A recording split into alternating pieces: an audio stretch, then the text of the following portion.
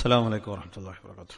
الحمد لله رب العالمين نحمده ونستعينه ونؤمن به ونتوكل عليه ونعوذ بالله من شرور أنفسنا ومن سيئات أعمالنا من يهده الله فلا مضل له ومن يضلل فلا هادي له وأشهد أن لا إله إلا الله وحده لا شريك له وأشهد أن محمدا عبده ورسوله أرسله بالهدى ودين الحق ليظهره على الدين كله ولو كره المشركون.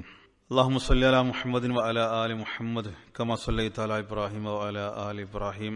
اللهم بارك على محمد وعلى آل محمد كما باركت على إبراهيم وعلى آل إبراهيم إنك حميد مجيد. أما بعد فإن خير الحديث كتاب الله وخير الهدي هدي محمد صلى الله عليه وسلم وشر الأمور محدثاتها وكل محدثة بدعة وكل بدعة ضلالة وكل ضلالة في النار. أعوذ بالله من الشيطان الرجيم. يا أيها الذين آمنوا اتقوا الله حق تقاته ولا تموتن إلا وأنتم مسلمون.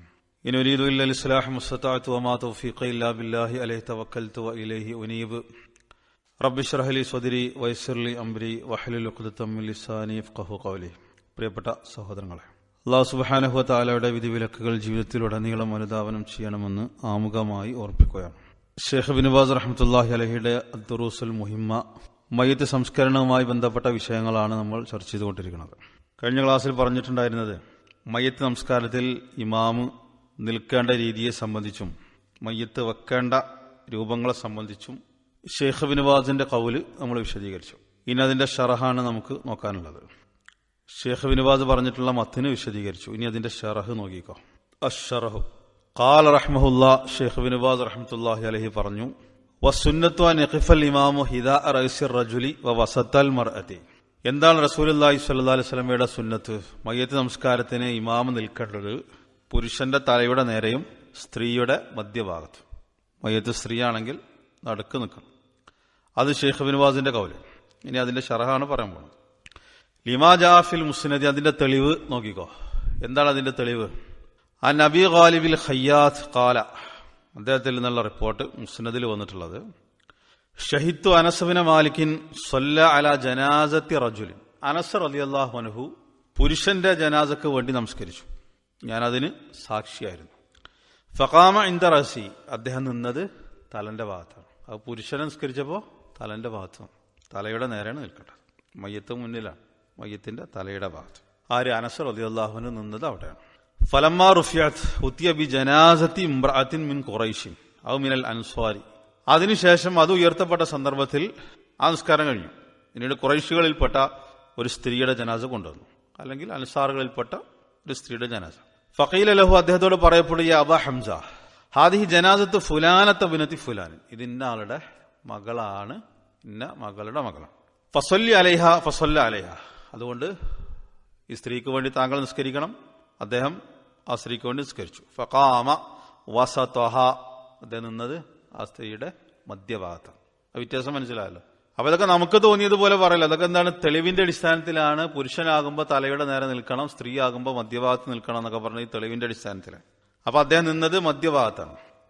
വഫീന അൽ അലാബിൻ സിയാദിൻ അലാദവി. ഞങ്ങളിൽ നിസ്കരിക്കുന്ന കൂട്ടത്തിൽ ആരുണ്ടായിരുന്നു? സിയാദ് ഉണ്ടായിരുന്നു, അലാബിൻ സിയാദ് ഉണ്ടായിരുന്നു. ഫലമ റഅ ഇഖ്തിലാഫ ഖിയാമിഹി അല റജുലി വൽ മർഅതി.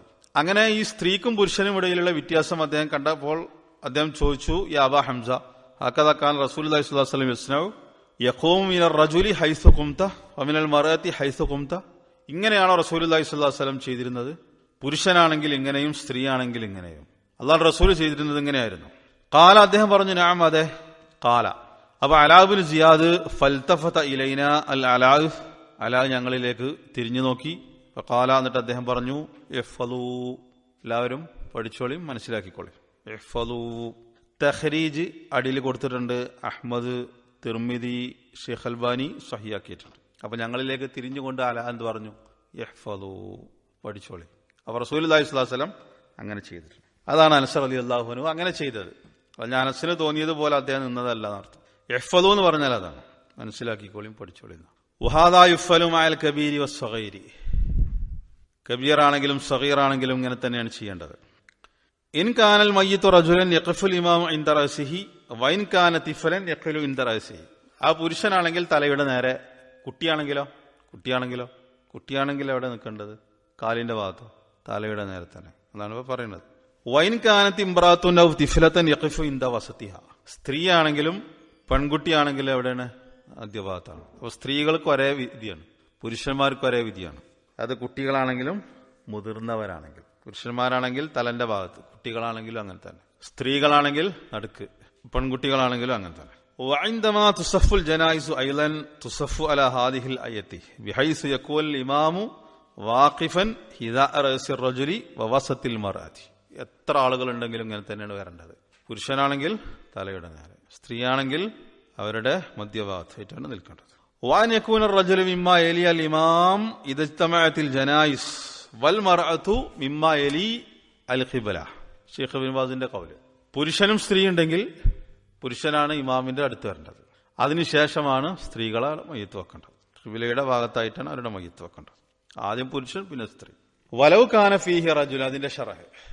ഇനി ഒരു റജുലും ഒരു ഇംറാത്തും ആണെങ്കിൽ, ഒരു പുരുഷനും ഒരു സ്ത്രീയുമാണെങ്കിൽ, യകൂനു റജുലു ഹുവല്ലദി യലിയൽ ഇമാമ, പുരുഷനാണ് ഇമാമിന്റെ അടുത്ത് വരേണ്ടത്. വൽ മറഅതു തകൂനു ഹിയൽ അബ്അദു അൻഹു, ഇമാമിൽ നിന്ന് കുറച്ച് അകലത്തിലാണ് സ്ത്രീയുടേത് വെക്കേണ്ടത്. ലി ശറഫി ദുകൂരിയ വകൗനിഹി മുഫല്ലലൻ അലൈഹ, അതിന്റെ കാരണം എന്താണ്? ആണിന് ആണിന്റേതായൊരു ഷറഫുണ്ട്, ഒരു ശ്രേഷ്ഠത ഉണ്ട്. അതിന്റെ അടിസ്ഥാനത്തിൽ അങ്ങനെ തന്നെയാണ് ചെയ്യേണ്ടത്.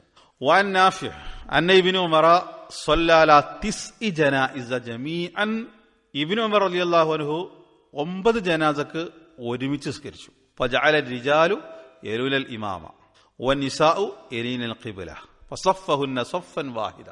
ആദ്യം പുരുഷന്മാരങ്ങനെ വെച്ചു, അതിനുശേഷം സ്ത്രീകൾ അങ്ങനെ വെച്ചു, അവരെ സഫുകളാക്കി. 9 ജനാസക്ക് ഒറ്റടിക്ക് നിസ്കരിച്ചു. അപ്പൊ ആദ്യം വരേണ്ടത് ആരാണ്? പുരുഷന്മാരാണ്. പിന്നെ വരേണ്ടത് സ്ത്രീകൾ. അതിന്റെ തഖ്രീജ് നസായി, ഷെയ്ഖ് അൽബാനി അത് സ്വഹീഹാക്കിയിട്ടുണ്ട്. അപ്പൊ ഇബ്നു ഉമർ റളിയല്ലാഹു അൻഹു അങ്ങനെ ചെയ്തു. വൈൻ കാന മഅഹും അത്ഫാലുൻ ഖുദ്ദിമ അസ്സബിയ്യു അലൽ മർഅ തുമ്മൽ മർഅ തുമ്മ തിഫ്ല. ഇനി ഒരു കുട്ടിന്റെ എന്ന് വിചാരിക്കുക. അപ്പൊ സ്ത്രീയുടെ മുൻപിൽ ആരെ വെക്കണം? കുട്ടിയെ വെക്കണം. അതിന്റെ ശറഹ് നോക്കിയോ. അതിനുശേഷം സ്ത്രീ, അതിനുശേഷം പെൺകുട്ടി. അത് ഷെയ്ഖ് ഇബ്നു ബാസിന്റെ ഖൗല്. അതിന്റെ തെളിവ് എന്താ? ലിമ റവാഹു അനസായി അൻ അമ്മാർ മൗല ബനി ഹാഷിം ഖാല, അദ്ദേഹം പറഞ്ഞാല് അമ്മാർ റളിയല്ലാഹു അൻഹു ഷഹിദു ജിനാസത ഇംറഅത്തിൻ വസബിയ്യിൻ, ഞാനൊരു സ്ത്രീക്ക് വേണ്ടിയിട്ടും ഒരു കുട്ടിക്ക് വേണ്ടിയിട്ടും മയ്യിത്ത് നിസ്കരിച്ചു, അതിൽ ഞാൻ പങ്കെടുത്തിട്ടുണ്ടായിരുന്നു. ഫഖുദ്ദിമ അസ്സബിയ്യു മിമ്മാ യലിയൽ ഖൗം, അവിടെ കുട്ടിനെ മുന്തിച്ചു.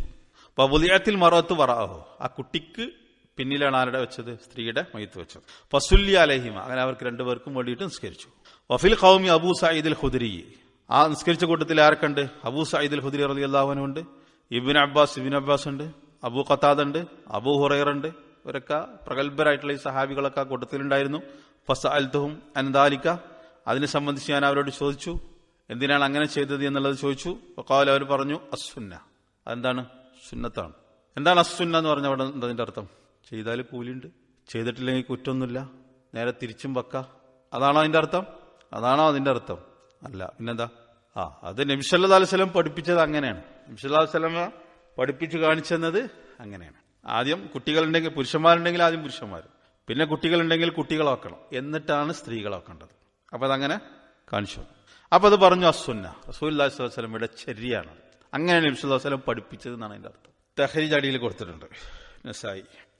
വയകൂനു റഅസു സബി ഹിയാല റഅസിർ റജുലി വവസത്തുൽ മർഅതി ഹിയാല റഅസിർ റജുലി വഹകദാ തിഫ്ലതു യകൂനു റഅസുഹാ ഹിയാല റഅസിൽ മർഅതി വയകൂനു വസതുഹാ ഹിയാല റഅസിർ റജുലി.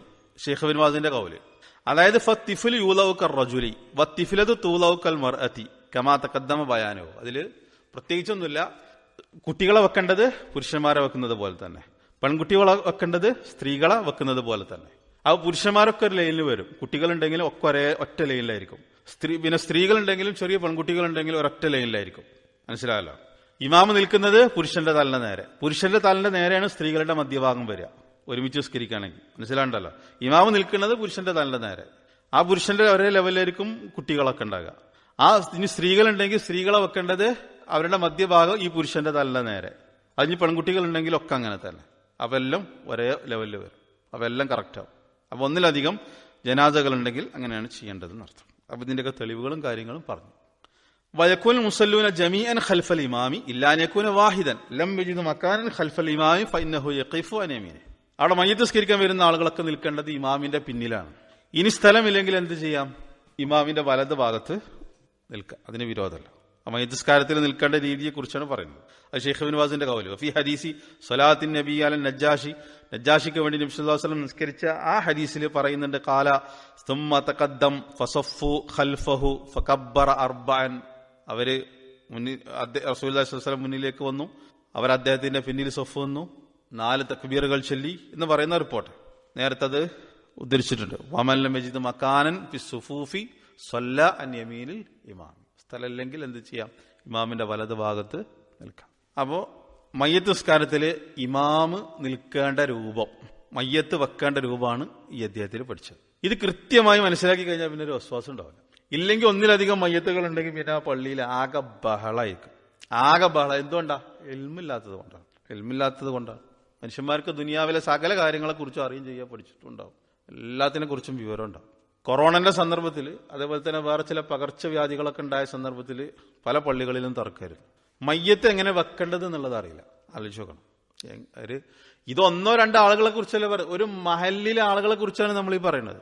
അവൻ മൊത്തത്തിൽ സമുദായം അങ്ങനെയായി മാറാന്ന് പറഞ്ഞാൽ അല്ലെ, അവസാന കാലഘട്ടത്തിൽ ഇൽമു ഉയർത്തപ്പെടുന്നു പറഞ്ഞാൽ ആളുകൾക്ക് അത്ര ഇൻട്രസ്റ്റ് ഉള്ളൂ എന്നാണ് നമ്മൾ മനസ്സിലാക്കേണ്ടത്.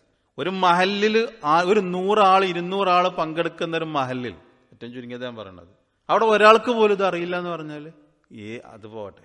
നമ്മൾ സാധാരണ നടക്കുന്ന ജമാഅത്ത് നിസ്കാരത്തിൽ പോലും ഒറ്റക്ക് ഒരാൾ നിസ്കരിക്കുകയാണെങ്കിൽ വേറൊരാൾ വന്നാൽ എവിടെയാണ് നിൽക്കേണ്ടതെന്ന് അറിയാത്ത ആൾക്കാരുണ്ട്. പിന്നെ രണ്ടാമതൊരാൾ വന്നാൽ എന്താണ് ചെയ്യേണ്ടതെന്നുള്ള അറിയാത്ത ആൾക്കാരുണ്ട്. എത്രത്തോളം അധപതിച്ചിട്ടാണ് സമുദായം മുന്നോട്ട് പോകുന്നത് എന്നുള്ളത് നിങ്ങൾ ആലോചിച്ച് നോക്കി. 2 ആളുകൾ, ഒരു ഇമാമുണ്ട്, ഒരു മഅ്മൂമുണ്ട്, മൂന്നാമതൊരാൾ കയറി വരികയാണെങ്കിൽ ആ മഅ്മൂമിന്റെ വലത് ഭാഗത്ത് തന്നെ നിൽക്കണോ, ഇമാമിന്റെ ഇടത് ഭാഗത്ത് നിൽക്കണോ, അതല്ല 2 ആളും പിന്നിലേക്ക് ഇറങ്ങിയിട്ട് നിൽക്കണോ, തോണ്ടാണോ വലിച്ചാണോ, അതല്ല ഇമാം മുന്നിലേക്ക് കയറി നിൽക്കുകയാണോ? ഇതിലൊക്കെ ജഹൽ. ഏറ്റവും ബേസിക് ആയിട്ടുള്ള കാര്യങ്ങളെ കുറിച്ച് പോകും. ഖാല റഹിമഹുല്ലാഹ്. ഇനി അടുത്ത അധ്യായത്തിലേക്ക്, അടുത്ത ചർച്ചയിലേക്ക് പോകണം. 8ാമത്തത്, ഈ വിഷയത്തിൽ വരുന്ന 8ാമത്തെ ചർച്ചകൾ സിഫത്ത് ദഫ്നിൽ മയ്യത്ത്. ഇനി മയ്യത്തിനെ മറമാടൽ. അൽ മഷ്റൂ, ഷെയ്ഖ് ഇബ്നു ബാസിന്റെ കൗല് നോക്കുക. അൽ മഷ്റൂ തഅമീഖുൽ ഖബരി ഇലാ വസത്തി റജുലി. ഒരാളുടെ പകുതിയോളം ഖബറിന് ആയം കൂട്ടണം. തഅമീഖ് എന്ന് പറഞ്ഞാൽ ഖബറിന് ആയം കൂട്ടണം. അതാണ് ശറഅ് പഠിപ്പിച്ചിട്ടുള്ളത്. വാൻ യകൂന ഫീഹി ലഹദുൻ മിൻ ജിഹത്തിൽ ഖിബ്ല. ഖിബ്ലന്റെ ഭാഗത്ത് ഒരു ലഹദ് ഉണ്ടാക്കണം. ഖിബ്ലയുടെ ഭാഗത്താണ് ഇത് ലഹദ് ഉണ്ടാക്കേണ്ടത്. ഖബറിന്റെ രൂപ പറയണത്. വാൻ യൂലഅൽ മയ്യിത്തു ഫിൽ ലഹദി അലാ ജംബിഹിൽ അയ്മൻ. ആ ലഹദിൽ മയ്യത്ത് വെക്കണം. എങ്ങനെ വെക്കണം? വലത് ഭാഗം ചെരിച്ചിട്ട് വെക്കണം. വതുഹല്ലു ഖദുൽ കഫനി വലാ തുൻസൗ ബൽ തുതറകു. നമ്മൾ കഫൻ ചെയ്തപ്പോ അത് കെട്ടിയിട്ടുണ്ടാവും. ആ കെട്ടുകൾ അഴിക്കണം. അത് ഊരി കളയേണ്ടതില്ല. അത് അങ്ങനെ തന്നെ അഴിച്ചിട്ടാൽ മതി. അതാണ് ബൽ തുതറകു. കഫൻ പുടവ കെട്ടിയിട്ടുള്ള കെട്ടുകൾ അഴിക്കണം. അത് ഊരിക്കളയണ്ട. വലാ യുക്ശഫു വജൂഹു സവാഉൻ കാനൽ മയ്യിത റജുലൻ ഔ ഇംറഅതൻ. സ്ത്രീയാണെങ്കിലും പുരുഷനാണെങ്കിലും മുഖം തുറന്നിടരുത്. സുമ്മ യൻസിബു അലൈഹിൽ ലബിൻ. പിന്നെ ആ ലഹദിൽ ഇഷ്ടികകൾ കൊണ്ട് അടക്കണം. വയുതയ്യിൻ, കളിമണ്ണ് ഉപയോഗിക്കണം. ഹത്താ യസ്ബുത. എന്തിനാണ് മണ്ണ് ഉപയോഗിക്കുന്നത്? ആ ഇഷ്ടികകൾ ഉറപ്പിക്കണം. വയഖീഹി തുറാബ്. മണ്ണ് അതിലേക്ക് വീഴാതിരിക്കാൻ ശ്രദ്ധിക്കണം. മണ്ണിൽ നിന്നും അതിനെ സംരക്ഷിക്കുന്നതിന് വേണ്ടിയിട്ട് ആ ഇഷ്ടികൾ വെച്ചിട്ട് നന്നായിട്ട് അടക്കണം. ഫൈലം യതയസ്സർ ലബിന. ഇനി ഇഷ്ടിക ഉപയോഗിക്കാൻ പറ്റിയില്ലെങ്കിൽ എന്ത് ചെയ്യണം? ഫബി ഗൈരി ദാലിക മിൻ അൽവാഹ് അഹ്ജാർ ഖശബ്. ഇതിലേത് ഉപയോഗിക്കാം? മനസ്സിലാണ്ടല്ലോ. മരത്തിന്റെ തടികളോ പലകളോ കല്ലുകളോ. യഖീഹി അത്തുറാബ്. അവിടെ മണ്ണ് ആ ലഹദിലേക്ക് വീഴാതിരിക്കുക എന്നുള്ളതാണ്. മണ്ണിൽ നിന്ന് അതിന് സംരക്ഷണം കൊടുക്കുക എന്നുള്ളതാണ്. അപ്പൊ അതിന് പറ്റുന്ന എന്ത് ഉപയോഗിക്കാം? ഇഷ്ടികന്നെ ആയിക്കൊള്ളണമെന്നില്ല. സുമ്മ യുഹാലു അലൈഹി തുറാബ്. പിന്നെ മണ്ണ് വാരിടണം. വയുസ്തഹബ് അനുകാല ഇന്ദ ദാലിക. ആ സന്ദർഭത്തിൽ മുസ്തഹബാണ് ഇങ്ങനെ പറയൽ: ബിസ്മില്ലാ വഅലാ മില്ലത്തി റസൂലില്ലാ. വയർഫഉൽ ഖബറ ഖദറ ശിബ്രിൻ. ഒരു ചാൺ ഖബർ ഉയർത്തണം. വയുലഉ അലൈഹി അസ്ബ. ആ ഉയർത്തിയതിന്റെ മേൽ ചരൽക്കല്ലുകൾ ഇടണം. അസ്ബ എന്ന് പറഞ്ഞാൽ ചരൽക്കല്ലുകൾ, ചെറിയ ചെറിയ കല്ലുകൾക്കാണ്. ഇൻ തയസ്സറ ദാലിക. പറ്റുമെങ്കിൽ ചരൽക്കല്ലുകൾ ഇടണം. വയർഷുബിൽ മായി. വെള്ളം കുടയണം, വെള്ളം തളിക്കണം. വയുസ്റഉലിൽ മുശയ്യഈന ഇൻദൽ ഖബരി വയദ്ഉലിൽ മയ്യിത്തി. ഖബറിന്റെ കൂടെ അനുഗമിക്കുന്ന ആളുകൾ എന്ത് ചെയ്യണം? ഖബറിന്റെ അടുത്ത് നിൽക്കണം. ആ മയ്യത്തിന് വേണ്ടിയിട്ട് പ്രാർത്ഥിക്കണം. ലിഅന്ന നബി സല്ലല്ലാഹു അലൈഹി വസല്ലം കാന ഇദാ ഫറഅ മിൻ ദഫ്നിൽ മയ്യിത്തി വഖഫ അലൈഹി വഖാല. റസൂലുള്ളാഹി സ്വല്ലല്ലാഹു അലൈഹി വസല്ലം ഒരു മയ്യത്ത് മറമാടി കഴിഞ്ഞാൽ അവിടെ നിൽക്കും. എന്നിട്ട് പറയും: ഇസ്തഗ്ഫിറൂ ലി അഖീകും വസ്അലൂ ലഹു അത്തസ്ബീത. നിങ്ങളുടെ ഈ സഹോദരന് വേണ്ടിയിട്ട് നിങ്ങൾ ഇസ്തിഗ്ഫാർ ചെയ്യണം. പിന്നെ ചെയ്യേണ്ടത് അവന് വേണ്ടിയിട്ട് നിങ്ങൾ തസ്ബീത്ത് ചോദിക്കും വേണം. കാരണം ഫൈന്നഹു അൽആന യുസ്അൽ. അവൻ ഈ സന്ദർഭത്തിൽ ചോദിക്കപ്പെടുകയാണ്, ചോദിക്കപ്പെടും. അത് ഷെയ്ഖ് ഇബ്നു ബാസിന്റെ കൗൽ. ഇനി അതിന്റെ ശറഹ് നോക്കാം. ഹാദിഹി മസായിലുൻ ബയ്യനഹ മുതഅല്ലിഖത്തുൻ ബിദഫ്നിൽ മയ്യിത്ത്. ഇവിടെ ഈ പാരഗ്രാഫിൽ പറഞ്ഞിട്ടുള്ളത് മയ്യത്തിനെ മറമാടുന്നതുമായി ബന്ധപ്പെട്ട മസ്അലകളെ സംബന്ധിച്ചാണ്, വിഷയങ്ങളെ സംബന്ധിച്ചാണ്, മസായിലുകൾ. ഖാല അൽ മശ്റൂ തഅമീഖുൽ ഖബരി ഇലാ വസത്തിർ റജുലി ലി ഹദീസിൻ. അത് ഷെയ്ഖ് ഇബ്നു ബാസിന്റെ ഖൗല്. അവിടെ അദ്ദേഹം ഹദീസ് എടുത്ത് ഉദ്ധരിച്ചിട്ടില്ല. ഹദീസ് ഇവിടെ പറഞ്ഞു. ഏതാണ് ഹദീസ്? എന്തിനടിസ്ഥാനത്തിലാണ് ഖബറിന് ആഴം കൂട്ടണം എന്ന് പറഞ്ഞത്? ഈ ഹദീസിന്റെ അടിസ്ഥാനത്തിലാണ്. യഗ്ഫിറൂ വഔസിഉ വഅമികൂ, ഇതാണ് ഹദീസ്. ഈ ഹദീസിന്റെ അടിസ്ഥാനത്തിലാണ് ഖബറിന് ആഴം കൂട്ടണം എന്ന് പറഞ്ഞത്. അബൂദാവൂദ്, തിർമിദി, നസായിക്ക് ഉദ്ധരിച്ചിട്ടുള്ള ഹദീസ്. നിങ്ങൾ ഖബർ കുഴിക്കണം, അത് വിശാലമാക്കണം, അതിന് ആഴം കൂട്ടണം. അഅമികൂ, ആഴത്തിൽ കുത്തണം. മനസ്സിലാണ്ടല്ലോ.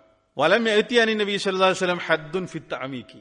ഖബറിന് എത്ര ആഴം വേണം എന്നുള്ള വിഷയത്തിൽ ഒരു ഹദ് നബി സല്ലല്ലാഹു അലൈഹി വസല്ലമയിൽ നിന്ന് വന്നിട്ടില്ല. ഇത്ര മീറ്റർ അല്ലെങ്കിൽ ഇത്ര സെന്റിമീറ്റർ, ഇത്ര ആഴം ഉണ്ടായിരിക്കണം എന്ന ഹദീസിൽ വന്നിട്ടില്ല. മനസ്സിലാണ്ടല്ലോ. ഹദീസിൽ വന്നത് ഇതാണ്, വഹ്ഫിറു വഔസിഉ വഅമികു, അങ്ങനെ നബി സല്ലല്ലാഹു അലൈഹി വസല്ലം പറഞ്ഞിട്ടുള്ളൂ. അതിനൊരു ഹദ് നിശ്ചയിച്ചിട്ടില്ല. വഖദ് ഇഖ്തിലിഫ ഫി ഹദ്ദിൽ ഇമാക്കി. അതുകൊണ്ട് തന്നെ ഖബറിന് എത്ര ആഴം വേണം എന്നുള്ളതിൽ എന്തുണ്ട്? അഭിപ്രായ വ്യത്യാസമുണ്ട്. വഖീല പറയപ്പെട്ടിട്ടുണ്ട് ഖാമ, ഒരാളുടെ ഉയരം. വഖീല ഇല സുറ, ഒരാളുടെ പൊക്കിളോളം ആഴം.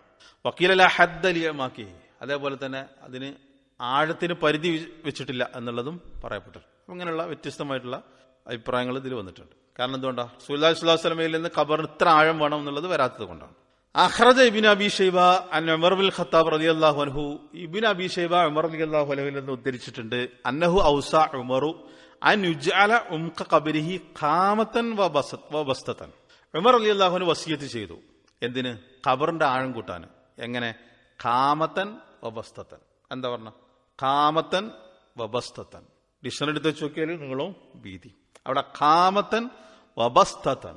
അതുകൊണ്ട് ഉദ്ദേശിക്കുന്നത് ഒരാളൊരു കുഴിയിലേക്ക് ഇറങ്ങിയെന്നു, എന്നിട്ട് കൈകൾ ഇങ്ങനെ ഉയർത്തിയാൽ പുറത്തേക്ക് കാണരുത്, അത്ര ആഴം. അതാണ് ഖാമത്തൻ വബസ്തതൻ എന്നുള്ളതിന്റെ ഷറഅ്. ഒരാൾ ഒരു കുഴിക്ക് ഇറങ്ങിയെന്നു, കൈകളായാലിങ്ങനെ തലക്ക് മുകളിൽ ഇങ്ങനെ പൊന്തിച്ചു, അത് പുറത്തേക്ക് കാണാത്ത അത്രത്തോളം ആഴം എന്നാണ് അതുകൊണ്ട് ഉദ്ദേശിച്ചത്, അത്ര ആഴത്തിൽ. അതാര് പറഞ്ഞതാണ്? ഉമർ റളിയല്ലാഹു അൻഹു വസിയത്ത് ചെയ്തു എന്നുള്ളതാണ്. അത് ആര് ഉദ്ധരിച്ചിട്ടുണ്ട്? ഇബ്നു അബീ ശൈബ ഉദ്ധരിച്ചിട്ടുണ്ട്. അതാണ് ഖാമത്തൻ വബസ്തതൻ, അത്ര ആഴമാണ് പറഞ്ഞിട്ടുള്ളത്. ഉമർ റളിയല്ലാഹു അൻഹു വന്നിട്ടുള്ള റിപ്പോർട്ട്. വയകഫി മിൻ ദാലിക മാ യംനഉ ളുഹൂറ റായിഹതി വവുസൂല സിബാഇ വൽ കിലാബി. ഇതാണ് അതിന്റെ മഖ്സദ്. ഇത് നടക്കണം. അതായത് ഓരോ പ്രദേശത്തിനും ഓരോ രാജ്യത്തിനൊക്കെ അനുസരിച്ച് അതിൽ അങ്ങോട്ടും ഇങ്ങോട്ടൊക്കെ മാറ്റം വരും. ഖബറിന്റെ കുഴിക്കുന്ന ആയത്തിന് മാറ്റം വരും. പക്ഷെ അവിടെ നടപ്പിലാകേണ്ടത് ഈ സംഗതിയാണ്. എന്ത്? മാ യംനഉ ളുഹൂറ റായിഹ, ഒന്ന്, വവുസൂല സിബാഇ വൽ കിലാബ്. ഈ രണ്ട് ഉദ്ദേശങ്ങളാണ് ഖബർ കുത്തുമ്പോൾ നമ്മൾ ശ്രദ്ധിക്കേണ്ടത്. ഒന്ന് എന്താ വെച്ചാല്, മനുഷ്യന്റെ ശരീരമാണല്ലോ, 2 ദിവസം വെച്ചാൽ പിന്നെ മണക്കാൻ തുടങ്ങും. ദുർഗന്ധാണ് നമ്മുടെയൊക്കെ മനുഷ്യന്റെ, അത്രേ ഉള്ളൂ. ആ ദുർഗന്ധം പുറത്തേക്ക് വരരുത്. കുഴിച്ചിട്ടാല് ഒരു മനുഷ്യനെ മറവ് ചെയ്താൽ ആ ദുർഗന്ധം പുറത്തേക്ക് വരരുത്. രണ്ടാമത് പറഞ്ഞത് സിബാ കിലാബ്, നായ്ക്കളും വന്യമൃഗങ്ങളും തോണ്ടി പുറത്തേക്ക് ഇടരുത്. അവര് മാന്തിയിട്ട് ഈ മൃതശരീരം മയ്യത്ത് പുറത്തേക്ക് ഇടുന്ന അവസ്ഥ ഉണ്ടാകരുത്. അത്ര ആഴം എത്ര വേണം ഓരോ നാട്ടിലും അതിനനുസരിച്ചിട്ട് കുത്തേണ്ടി. ഹദീസിൽ അതിന് പരിധി പറഞ്ഞിട്ടില്ല എന്നർത്ഥം. ഉമർ റളിയല്ലാഹു അൻഹു വന്നിട്ടുള്ള ആഴം എത്ര എന്നുള്ളത് അതിന്റെ റിപ്പോർട്ട് പറഞ്ഞു. അപ്പൊ അവിടെ അതിന്റെ ഉദ്ദേശം ഇതാണ്. ലക്ഷ്യം എന്തായിരിക്കണം? ദുർഗന്ധം പുറത്തേക്ക് വരാതിരിക്കുക, മൃഗങ്ങളൊന്നും അത് മാന്തിയിട്ട് പുറത്തേക്ക് വലിച്ചിടാതിരിക്കുക. മനസ്സിലാണ്ടല്ലോ? അതിനനുസരിച്ചിട്ട് കുഴി കുത്തണം എന്നർത്ഥം. മനസ്സിലാണ്ടല്ലോ? അപ്പൊ അത് കൃത്യമായിട്ട് ടേപ്പ് എടുത്തിട്ട് അളന്നിട്ട് പിന്നെ അതിന്റെ പേരിൽ പ്രശ്നം ഉണ്ടാക്കേണ്ടെന്ന് അർത്ഥം. അതിതാണ് അതിന്റെ മഖ്സദ്. വാൻ യകൂന ഫീഹി ലഹദുൻ മിൻ ജിഹത്തിൽ ഖിബ്ലത്തി. രണ്ടാമത് പറഞ്ഞത് ഖബർ കുത്തുമ്പോൾ ശ്രദ്ധിക്കേണ്ട ഒരു കാര്യം എന്താ വെച്ചാൽ ഖിബലന്റെ ഭാഗത്ത് ലഹദ് കൊടുക്കണം. അതുകൊണ്ട് ഉദ്ദേശിക്കുന്നത് ബാദൻ യുഅമ്മഖൽ ഖബറു, ഖബർ ആഴത്തിൽ കുത്തിയതിനു ശേഷം വിജാലു ഫി അസ്ഫലിഹി, അതിന്റെ താഴ്ഭാഗത്ത് ലഹദും മിൻ ജിഹത്തിൽ ഖിബ്ലത്തി, ഖിബലയുടെ ഭാഗത്തേക്കായിട്ട് ലഹദ് ഉണ്ടാക്കുക. ബിഹൈസു യുദ്ഖലു ഫീഹി അൽ മയ്യിത്തു, ആ ലഹദിലാണ് മയ്യത്ത് വെക്കുക. വസുമ്മിയ ലഹദൻ, അതിൽ ലഹദ് എന്ന് പേര് പറയാനുള്ള കാരണം എന്താ? ലിഅന്നഹു മായിലുൻ അൻ സംത്തിൽ ഖബരി, ഖബർ നേരെ ആഴത്തിൽ കുത്തും, പിന്നെ അതിന്റെ ഖിബലന്റെ ഭാഗത്ത് ആയിട്ടാണ് ലഹദ് ഉണ്ടാക്കുക. അതുകൊണ്ടാണ് അതിന് ആ പേര് കിട്ടിയത്. വഫിൽ ഹദീസി, അങ്ങനെ കുത്താനുള്ള കാരണം ഹദീസിൽ തെളിവ് വന്നിട്ടുണ്ട്. അൽ ലഹദു ലനാ വശഖ്ഖു ലിഗൈരിന എന്ന ഹദീസിൽ വന്നിട്ടുണ്ട്. ലഹദ് നമുക്കുള്ളതാണ്, ലഹദാണ് നമുക്കുള്ളത്. ഷഖ് അത് മറ്റേ ടീമിലുള്ളതാണ്, ജൂതന്മാർക്കും ക്രിസ്ത്യാനികൾക്കും മറ്റുള്ള സമുദായങ്ങൾക്കുള്ളതാണ്. അപ്പൊ ഖബർ 2 രൂപത്തിലുണ്ടാവും. ഒന്ന് ലഹദ് ഉണ്ട്, മറ്റൊന്ന് ഷഖ് ഉണ്ട്. ഷഖ് എന്ന് പറഞ്ഞാൽ എനിക്ക് തോന്നുന്നത് നമ്മുടെ നാട്ടിൽ ഷഖാണ്, എന്നാൽ ഇവിടെ അറബ് നാടുകളിൽ കാണുന്നത് ലഹദാണ്. ഷഖ് എന്ന് പറഞ്ഞാൽ ആദ്യം നേരെ ആണ് കുഴിക്കും, എന്നിട്ട് അതിന്റെ നടുക്ക് വേറെ കുഴിച്ചിട്ട് അതിലാണ് മയ്യത്ത് വെക്കുക. ലഹദ് എന്ന് പറഞ്ഞാൽ നേരെ ആഴത്തിൽ കുഴിച്ചിട്ട് അതിന്റെ സൈഡിൽ കിബിലന്റെ ഭാഗത്തായിട്ട് വേറെ ഒരു അറുണ്ടാക്കും. എന്നിട്ട് അതിലാണ് മയ്യത്തിനെ വെക്കുക. എന്നിട്ട് അത് ഇഷ്ടിക വെച്ചിട്ട് അടക്കലാണ് ചെയ്യുക. അതാണ് ലഹദ്. ഹദീസിൽ വന്നത് എന്താണ്? ലഹദ് നമുക്കും ഷക്ക് മറ്റുള്ളവർക്കും. ഈ ഹദീസിന്റെ അടിസ്ഥാനത്തിൽ ഷക്ക് നമുക്ക് പാടുണ്ടോ അല്ലേ? ഈ ഹദീസിന്റെ നേർക്കുനേരെ വായിച്ചാൽ എന്താ? അത് ജൂതന്മാർക്കും ക്രിസ്ത്യാനികൾക്കുള്ളതാണ് ഷക്ക്. പക്ഷെ നമ്മളെ നാട്ടിലൊക്കെ ഷക്കാണ്.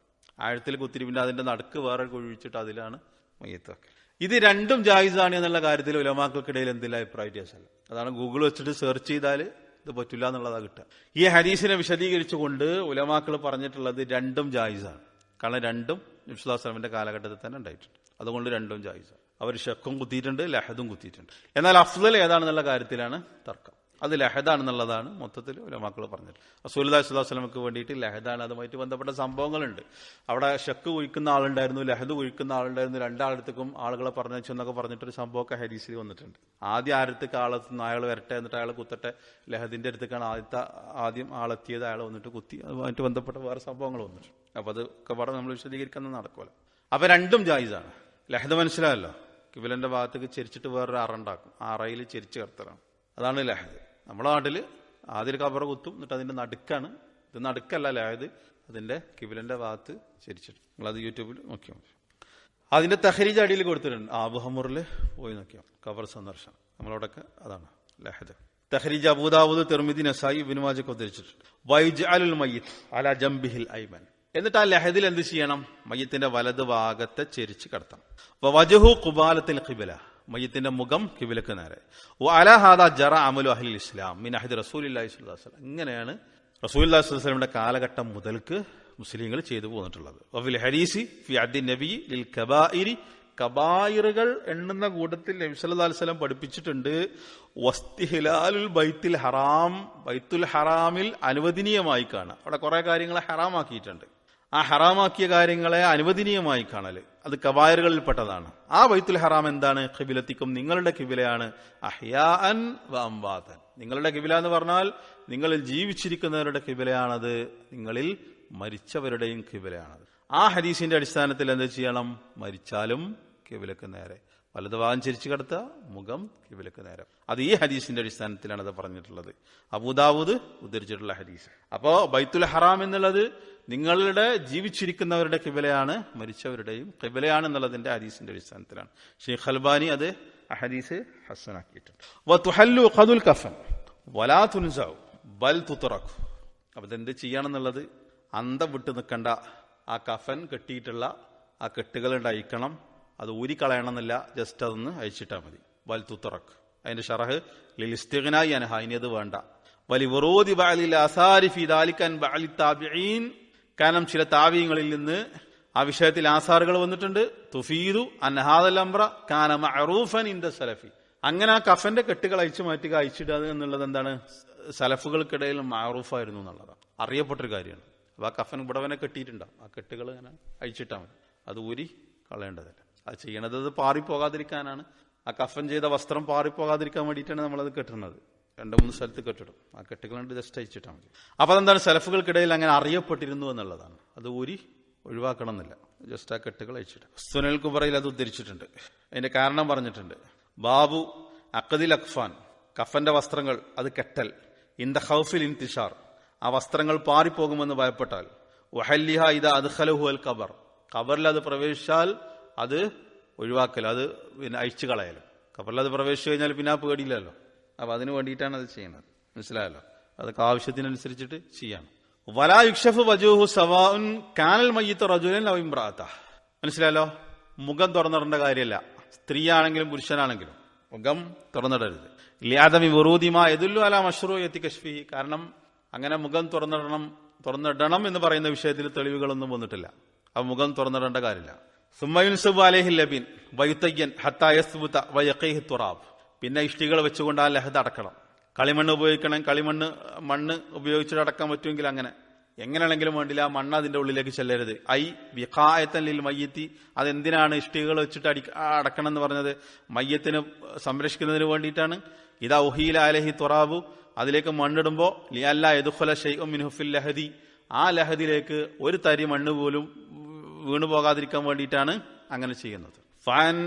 فعن سعد بن أبي وقاص رضي الله عنه قال في مرضه الذي هلك فيه, സഅദ് റളിയല്ലാഹു അൻഹു അദ്ദേഹം മരിച്ചുപോയ മരണപ്പെട്ടുപോയ ആ സന്ദർഭത്തിൽ അദ്ദേഹത്തിന് ബാധിച്ച ആ രോഗത്തിന്റെ സന്ദർഭത്തിൽ അദ്ദേഹം പറഞ്ഞു, ഇൽഹദൂലി ലഹദൻ, നിങ്ങൾ എനിക്ക് വേണ്ടിയിട്ട് ലഹദാണ് ഒരുക്കേണ്ടത്.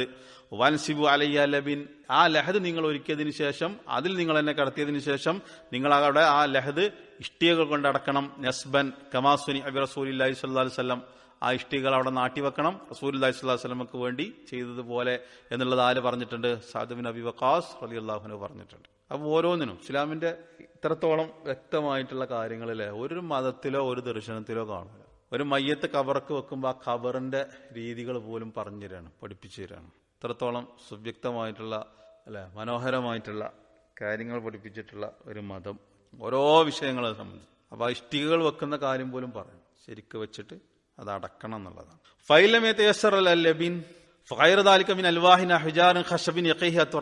ഇനി ഇഷ്ടികകളില്ലെങ്കിൽ അതല്ലാത്ത പലകളോ കല്ലുകളോ എന്താണോ അത് ഉപയോഗിച്ചിട്ട് അത് അടക്കണം. ലിഖൗലിഹി സുബ്ഹാനഹു ഫത്തഖുല്ലാഹ മസ്തതഅതു, കാരണം അള്ളാഹുവിനെ നിങ്ങൾ സൂക്ഷിക്കുക, നിങ്ങൾക്ക് സാധ്യമാകുന്നത് പോലെ നിങ്ങൾ അള്ളാഹുവിനെ സൂക്ഷിക്കുക. സുമ്മ യുഹാലു അലൈഹി തുറാബ്, പിന്നീട് നിങ്ങൾ അതിൽ മണ്ണ് വാരിയിടണം. ലിഖൗലി ആയിഷ റളിയല്ലാഹു തആല അൻഹ, മണ്ണ് വാരിയിടണം എന്ന് പറയാനുള്ള തെളിവെന്താ?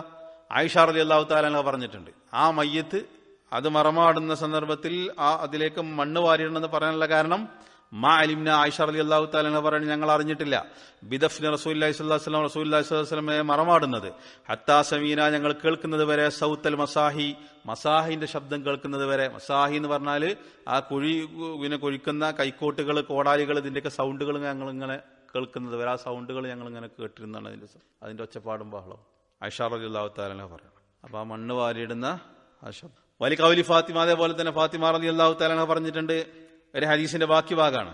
റസൂലുള്ളാഹി സ്വല്ലല്ലാഹു അലൈഹി വസല്ലമയെ മറമാടി, അമ്മനെ മറമാടി വന്നതിന് ശേഷം ഫാത്തിമ റളിയല്ലാഹു അൻഹ ചോദിച്ചു എന്നാണ്, അത്വാബത്ത് അൻഫുസക്കും, നിങ്ങളുടെ നഫ്സിന്, നിങ്ങളുടെ മനസ്സുകൾക്ക് തൃപ്തിപ്പെട്ടോ, അൻ തഅസുല റസൂലുള്ളാഹി സ്വല്ലല്ലാഹു അലൈഹി വസല്ലം തുറാബ, റസൂലുള്ളാഹി സ്വല്ലല്ലാഹു അലൈഹി വസല്ലമയുടെ ആ ശരീരത്തിൽ മണ്ണ് വാരിയിടാൻ നിങ്ങൾക്ക് എങ്ങനെ കഴിഞ്ഞു? നിങ്ങളുടെ മനസ്സുകൾ അത് തൃപ്തിപ്പെട്ടോ എന്ന് ഫാത്തിമ റളിയല്ലാഹു തആല അൻഹ ചോദിച്ചു എന്നാണ്. കാരണം ആ റസൂലുള്ളാഹിനെ അവര് അത്രക്കും സ്നേഹിച്ചിട്ടുണ്ടായിരുന്നു. നിങ്ങളുടെ മനസ്സുകൾക്ക് എങ്ങനെ തൃപ്തി വന്നു ആ ശരീരത്തിൽ മണ്ണ് വാരിയിടാൻ? അതാ സങ്കടം, അതിന്റെ ആഴം, ആ ദുഃഖത്തിന്റെ ആഴം, ആ പ്രയാസം. റസൂലുള്ളാഹി സ്വല്ലല്ലാഹു അലൈഹി വസല്ലം ആ മരണപ്പെട്ടതിന്റെ ആ വേദന, ഇത് ബുഖാരി റിപ്പോർട്ട് ചെയ്തതാണ്. അപ്പൊ അവിടെ നമ്മുടെ തെളിവ് എന്താണ് ആ വിഷയത്തിൽ? മണ്ണ് വാരിയിടാൻ എങ്ങനെ സാധിച്ചു എന്ന, മണ്ണ് വാരിട്ടു എന്നുള്ളതിന്റെ തെളിവ് അതാണ്. മണ്ണ് വാരി ഇട്ടു, അതാണ് തെളിവ്. അപ്പൊ നിങ്ങൾക്ക് എങ്ങനെ അതിന് സാധിച്ചു എന്ന് ചോദിച്ചു എന്നുള്ള ആ ദുഃഖത്തിന്റെ ആഴമാണ് അത് അറിയിക്കുന്നത്. വയുസ്തഹബ്ബു അൻ യുഖാല ഇൻദ ദാലിക, ആ സന്ദർഭത്തിൽ മുസ്തഹബാണ് ബിസ്മില്ലാ വഅലാ മില്ലത്തി റസൂലില്ലാ എന്ന് പറയൽ. അതിന്റെ തെളിവ് എന്താണ്? ഹദീസ് ഇബ്നു ഉമർ റളിയല്ലാഹു അൻഹു വന്നിട്ടുള്ള ഹദീസാണ്. കാന നബി സല്ലല്ലാഹു അലൈഹി വസല്ലം ഇദാ അദ്ഖൽ മയ്യിത്ത് അൽ ഖബറ, റസൂലുള്ളാഹി സ്വല്ലല്ലാഹു അലൈഹി വസല്ലം മയ്യിത്ത് ഖബറിൽ പ്രവേശിച്ചാൽ ഖാല പറയും, ബിസ്മില്ലാഹി വഅലാ മില്ലത്തി റസൂലില്ലാ വഫീ റിവായത്തിൻ വഅലാ സുന്നത്തി റസൂലില്ലാ. എന്താ പറയേണ്ടത്? ബിസ്മില്ലാഹി വഅലാ മില്ലത്തി റസൂലില്ലാ, അല്ലെങ്കിൽ വഅലാ സുന്നത്തി റസൂലില്ലാ. എല്ലാരും പറയല്ലേ? അത് എല്ലാരും പറയല്ലേ? മയ്യിത്ത് ഖബറിലേക്ക് വെക്കുമ്പോ എന്താ ആരെന്തൊന്നും പറഞ്ഞ അല്ലല്ല, അത് സ്വയാണ്, അത് ലൈഫാണ്. മിൻഹാ ഖലഖനാകും വഫീഹാ നുഈദുകും വമിൻഹാ നുഖ്രിജുകും താറത്തൻ ഉഖ്റ.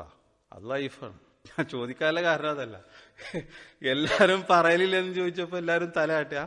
ആരാണോ അത് ഖബറിൽ പ്രവേശിപ്പിക്കുന്നത്, ഖബറിൽ ആരാണോ മയ്യത്ത് വെക്കുന്നത്, അവര് മാത്രം അത് പറഞ്ഞാൽ മതി. ബിസ്മില്ലാഹി വഅലാ മില്ലത്തി റസൂലില്ലാ. അപ്പോൾ നമ്മുടെ നാട്ടിലൊക്കെ എല്ലാരും പറയുന്നത്, ഖബറിലേക്ക് ആരാണോ മയ്യത്ത് ഇറക്കി വെക്കുന്നത്, 2-3 ആൾക്കാരുണ്ടാവും, ആ ഇറക്കി വെക്കുന്ന ആൾക്കാർ അത് പറഞ്ഞാൽ മതി എന്നുള്ളതാണ്. ബിസ്മില്ലാഹി വഅലാ മില്ലത്തി റസൂലില്ലാ, അല്ലെങ്കിൽ വഅലാ സുന്നത്തി റസൂലി, അത് സ്വഹിയാണ്. മറ്റത് ലൈഫാണ്. ഏത്? മിൻഹാ ഖലഖന, 3 പിടി മണ്ണ് വാരിടുമ്പോൾ ആദ്യത്തെ പ്രാവശ്യം മിൻഹാ നുഖ്രിജുകും താറത്തൻ, ഇത് സ്വഹിയാണ്. അപ്പൊ ഇതാരാണോ അത് ചെയ്യുന്നത് അവര് മാത്രം അത് പറഞ്ഞാൽ മതി എന്നുള്ളത്. വയുർഫഉൽ ഖബറ ഖദ്റ ശിബ്രിൻ, 1 ശിബ്ർ മാത്രമാണ് ഖബർ ഉയർത്തേണ്ടത്.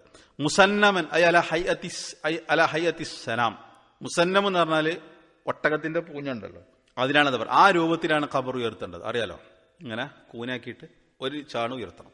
ലി സുബൂതി ദാലിക ഫി സിഫത്തി ഖബരി നബി സല്ലല്ലാഹു അലൈഹി വസല്ലം വസ്വാഹിബൈഹി, റസൂലുള്ളാഹി സ്വല്ലല്ലാഹു അലൈഹി വസല്ലമയുടെ ഖബർ അങ്ങനെയാണ്, അദ്ദേഹത്തിന്റെ 2 കൂട്ടുകാരുടെ ഖബറും അങ്ങനെയാണ്. അബൂബക്കർ സിദ്ദീഖ് റളിയല്ലാഹു അൻഹു, ഉമർ റളിയല്ലാഹു അൻഹു. തഖ്രീജ് അടി കൊടുത്തിട്ടുണ്ട്. വലിയു ഇലമ അന്നഹു ഖബറുൻ ഫലാ യുഹാൻ. അതെന്തിനാണ് 1 ചാൺ ഉയർത്തുന്നത്? എന്തിനാണ്? അത് ഖബറാണെന്നുള്ളത് അറിയണം, അതിനു വേണ്ടിയിട്ടാണ്. ആ ഖബറിനെ നിന്ദിക്കുന്ന അവസ്ഥ ഉണ്ടാകരുത്, അതാണ് ഫലാ യുഹാൻ. ഖബറിനെ നിന്ദിക്കരുത്. വല യുസാദു അനി തുറാബില്ലദി ഉഖ്രിജ മിനൽ ഖബരി, ആ ഖബർ കുത്തിയ മണ്ണല്ലാതെ വേറൊന്നതിലേക്ക് എക്സ്ട്രാ ആഡ് ചെയ്യേണ്ടതില്ല. ഖബർ കുത്തിയ മണ്ണ് മാത്രം മതി. മനസ്സിലാണ്ടല്ലോ. അപ്പൊ ഒരു ചാണ് ഉയർത്തുന്നതിന് അത് ഖബറാണെന്നുള്ളത് മനസ്സിലാവണം. ഖബറിനെ നിന്ദിക്കരുത്, അതിന്റെ മുകളിലൂടെ നടക്കരുത്, അവിടെ ഇരിക്കരുത്. അതുമായിട്ട് ബന്ധപ്പെട്ട കുറെ ആദരവുകളുണ്ട്, നമ്മൾ ചെയ്യേണ്ട കുറെ മര്യാദകളുണ്ട്, ആദാബുകളുണ്ട്.